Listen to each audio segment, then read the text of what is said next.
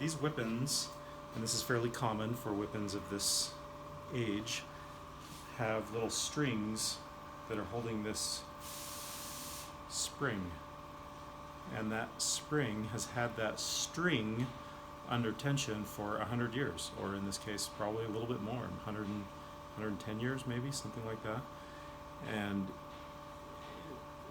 very commonly on these old grands, the spring eventually tears out of the string, and so we need to replace them. And of course, when that happens, that repetition lever, also known as a balancier, no longer has any tension, and so that note will fail every time. So it's crucial that we replace it. Let's see if this one is, yep, that didn't take very much. That didn't take very much pull, and it just tore that string right out. On this piano, I think there were 2 or 3 that were already broken, and so that's the clue for me that if this piano is going to be properly refurbished, we really just need to do all of them, and just tearing that out right now, that really confirms my suspicion that needs to be done. Okay, so this is a fairly simple process. I have everything I need right here. We're going to end up, we want to end up with the repetition lever down on the little button there. We want this string to end up with the hook right about level, like the little bottom apex of the hook. We want it to be flush approximately with the top of the repetition lever. So you can see that we're going to have it right about there, within exactly where it doesn't exactly matter, but we're going to get it pretty close. First thing, I'll drill it out. Let's see if a 16th inch might be, let's go a little bit more.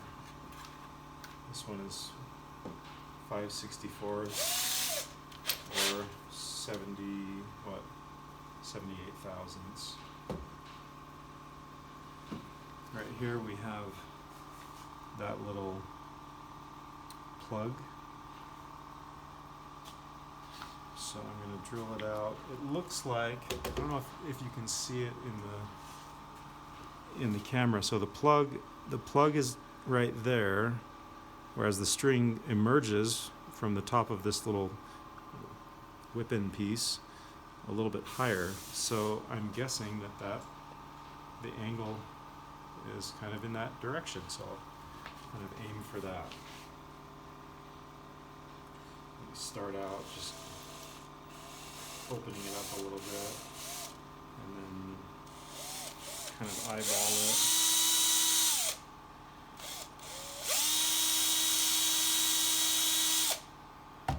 Yeah, that was right.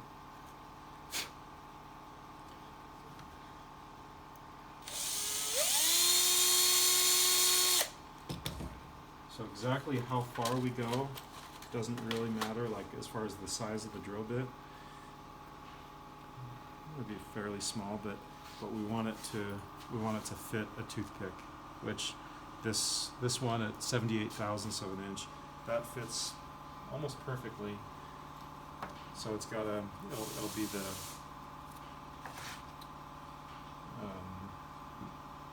kind of the wedge, I guess,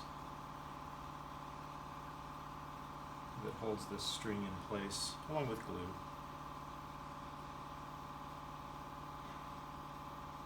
Now, it's been a while since I've done this.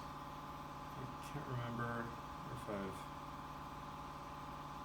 just put it through like I'm doing now, or if I've used a toothpick to kind of force it through. I don't remember, but that worked just fine. Okay, so pull that string through, and then let's get it up through the rep lever. There it is. Okay. Oh no! I just pulled it out by accident. Let's do that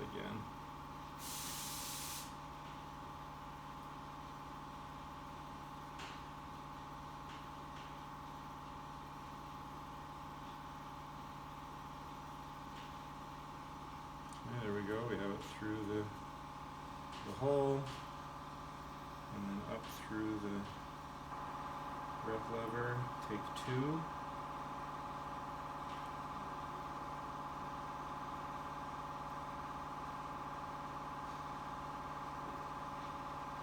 I can get it up there again.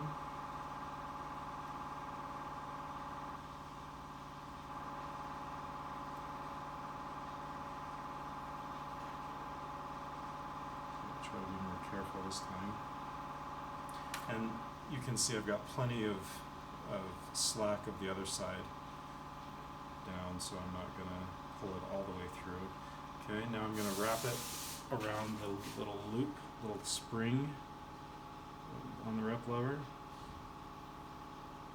Pull it down to where I want it, which is right about there. So now we've got the little dip in the thing, even with the, I think it was actually slightly higher, but ever so slightly. Then I can kind of try it again, down where I want it, and then just kind of hold it there for a moment. Now, when doing this in production mode, you'd want a thing of glue in a little plastic cup that you can dip this into. Try to do this one-handed. Maybe I'll put it here.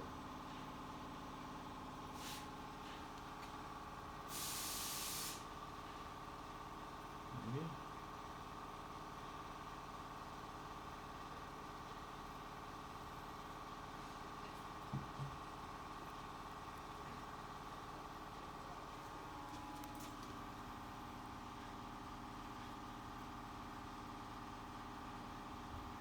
That's nice and tight. And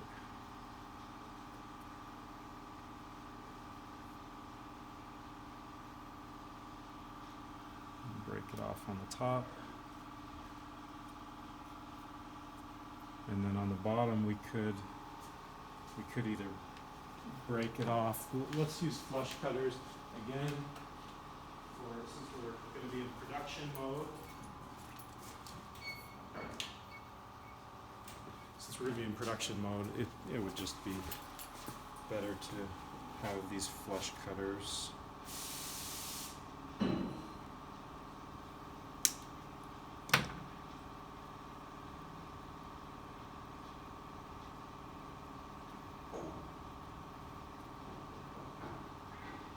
See if I can